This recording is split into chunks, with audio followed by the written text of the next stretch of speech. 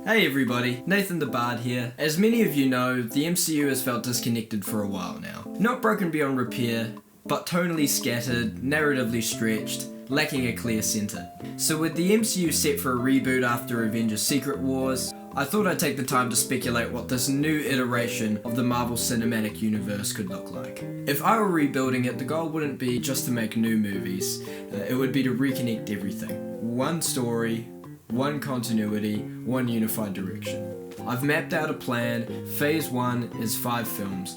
This chapter is called The Avengers Initiative. The true beginning of the new MCU is Iron Man. This one really sets the tone. We're drawing inspiration from the earliest tales of suspense comics, but the genre here is a grounded, political, techno-thriller. Tony Stark is a bit younger here, he's in his early 20s, he's brilliant, he's entitled, and he's just not ready for what's to come. After being captured overseas by terrorists using his own weapons, he builds the first suit of armor to escape. But when he comes home, he doesn't step into the spotlight as a public superhero. Tony's going to keep his identity as Iron Man a secret under the guise of Iron Man being a company mascot and his bodyguard. At the same time, a rival tech conglomerate, AIM, begins circling Stark Industries. They believe technology should be governed by intelligence alone, not morality. Not governments, not legacy families.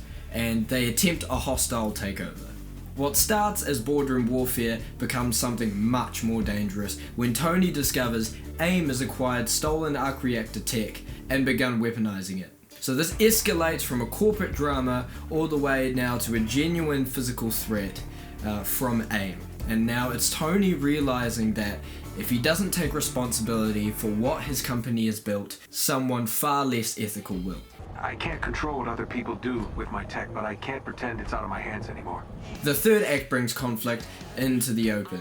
Advanced weapon systems, stolen Stark tech, but the heart of the film stays personal. It's about accountability, about legacy, and whether power is guided by conscience or by intellect alone. It's sleek, it's tense, but it absolutely delivers as a superhero film. And it sets the moral and technological stakes for everything that follows. Next up is Thor. We're going back to the Donald Blake origin from Journey into Mystery. This is an epic mythic fantasy. A mortal doctor discovers he is the earthly form of the Norse god of thunder, exiled to learn humility. When Thor emerges publicly, the world doesn't see a superhero, it sees a god. And governments panic, intelligence agencies mobilize, religious institutions are in uproar. And when Asgardian forces begin appearing on Earth to either retrieve or eliminate Thor, the political tension becomes physical. Now this isn't a self-aware cosmic comedy, it's operatic. It's about divine power colliding with modern geopolitics. And the central question is simple. Does Thor protect humanity or rule it? By the end, he chooses Earth, but the universe has taken notice. Then we have the Hulk, inspired directly by the Incredible Hulk #1. This is a psychological horror, this is a body horror, but it's structured like a fugitive thriller. After a gamma accident, Bruce Banner begins transforming into something monstrous, but the radiation didn't create the Hulk, it revealed him. As the film goes on, we'll get to delve into the psyche of Bruce Banner and his traumatic past. The military sees a strategic asset, a living weapon, and they pursue him relentlessly, attempting to recreate the experiment under controlled conditions. Which goes wrong, and what begins as just one monster becomes the threat of another. The film is intimate, it is tragic, but it moves. Manhunts, urban destruction, failed containment. It's raw, it's unsettling, it's emotional, and by the end, Hulk isn't cured, he's out there, uncontrolled, which makes the world far more unstable than it ever was before. Next is Ant-Man and the Wasp. We're pulling from the early Tales to Astonish comics, but tonally, this is a contained sci-fi paranoid thriller. Hank Pym discovers the Pym particle, a breakthrough that allows him to shrink matter. It has limitless applications. To protect it, Hank develops an advanced AI security system, Ultron. Now Ultron here is not a global threat, not yet anyway. He's just a self-learning defense protocol designed to eliminate human error. And when Hank's longtime intellectual rival, Elias Starr, attempts to infiltrate the facility and steal the research, he sabotages the system on his way out. Ultron adapts, but it misinterprets its prime directive, and it determines that it must eliminate everyone inside the building. The building locks down, security becomes lethal, in the chaos, Janet Van Dyne loses her father, and this is where the film pivots. Janet doesn't want revenge, she wants agency. She undergoes the same experiment that gave Hank his abilities and becomes the Wasp. What follows is intimate and kinetic, shrinking into circuitry, navigating collapsing lab systems, trying to shut down an intelligence that believes it's acting rationally. There's a bit of that 2001 A Space Odyssey energy, clean labs, cold logic, humans locked out of their own creation. Ultron has that HAL 9000 energy, but emotionally, this is about responsibility. Hank built something brilliant, Janet chooses to confront it, and by the end, Ultron is shut down. But the fragments of its code survive, and the idea that intelligence without conscience can decide humanity's fate is now part of this universe. And all this leads us to our final film in the chapter, The Avengers. Years ago, Dr. Samuel Stearns worked on the original Gamma project alongside Bruce Banner, tasked with recreating the super soldier program that created Captain America. Then the accident happened, Banner became the Hulk, the government shut it down, called it a disaster. But Stearns saw something else, not failure, evolution. Samuel Stearns viewed Hulk not just as a monster, but as proof that humanity could transcend itself. Gamma is evolution, power unrestrained, but the Hulk was power without direction. So Stearns continued the research in secret.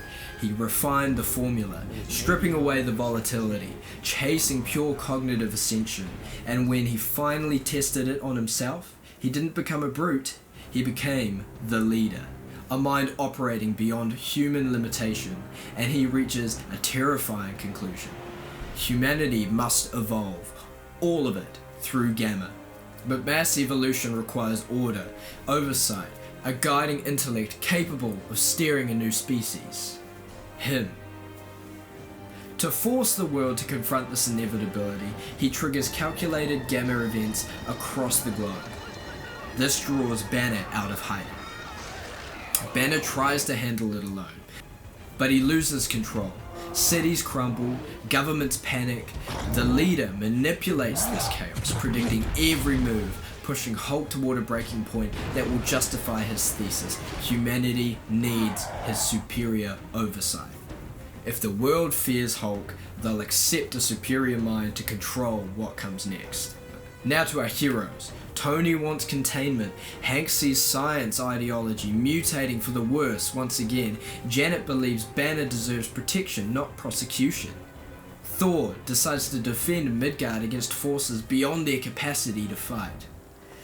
But he can't be everywhere at once. None of them can. The turning point? Together, they pool their knowledge, skills, and resources to attack the problem at the source. And Hulk, he chooses. Instead of being used as a symbol of chaos, he fights with the team. Not because he's controlled, but because Banner makes the decision to trust them. The final battle isn't just force versus intelligence, it's unity versus ego. The leader believes only a superior mind can guide humanity, and the Avengers prove leadership can be shared.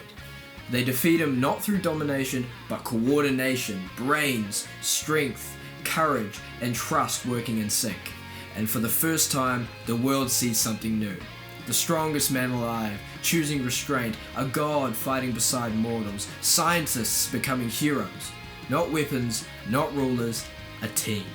The Avengers aren't feared, they're messy, they're powerful, they're unpredictable, but they're accountable to each other. And that makes all the difference. By the end of the film, the Avengers are celebrated as heroes. And they will go on to have many more adventures. Anyway guys, that's phase 1, 5 films, 1 connected arc, grounded, mythic, character driven, and throughout these stories you'd see small hints of a larger world. Strange genetic anomalies being researched, whispers of enhanced individuals being born, not made, foreign powers watching carefully. Nothing loud, nothing rushed, just a universe that feels lived in. But yeah, that's chapter 1, the Avengers Initiative. I hope this was exciting for you, because honestly, this video was really exciting for me. If you liked the video, keep watching. Hopefully this will be the start of a new series. I can't wait to keep building out this universe with you guys. So thank you for watching.